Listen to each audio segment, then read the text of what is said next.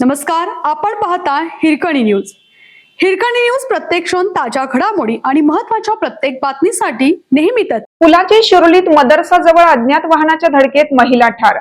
पुणे बेंगळूर राष्ट्रीय महामार्गावर पुलाची शिरोली येथील मदरसाजवळ अज्ञात वाहनाच्या धडकेत शिरोली येथील 56 वर्षीय महिला ठार झाली आहे. शुक्रवार रात्री 11:30 वाजण्याच्या सुमारास हा अपघात घडला. ठार झालेल्या महिलेचे नाव प्यारन जैनुद्दीन कवटेकर, वय 56, राहणार कवटेकर कॉलनी, बाळूमामा मंदिरामागे, पुलाची शिरोली, तालुका हातकणंगले असे आहे. मिळालेल्या माहितीनुसार मयत प्यारन कवटेकर या नागाव फाटा येथील एका हॉटेलमध्ये कामास होत्या.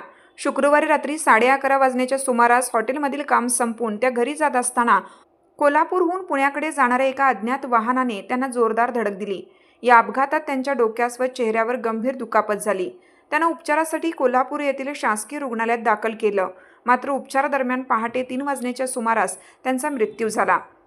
कवटेकर कुटुंबियांची आर्थिक परिस्थिती हालाकीची आहे. त्यांचे पती रोजंदारीवर गवंड्याच्या हाताखाली काम करतात, तर मुलगा शिरोली MIDCतील नोकरी करतो. कुटुंबाला आर्थिक हातभार लागावा म्हणून प्यारन 2 महिन्यापासून नागाव फाट्यावरील हॉटेलमध्ये कामास लागल्या होत्या. हॉटेलमध्ये काम करून कुटुंबाला आधार देणाऱ्या कवटेकर यांचा अचानक झालेल्या अपघाती निधनामुळे कवटेकर कुटुंबावर दुःखाचा डोंगर कोसळला आहे. या अपघाताची नोंद शिरोली पोलिसात रात्री उशिरापर्यंत झाली नव्हती.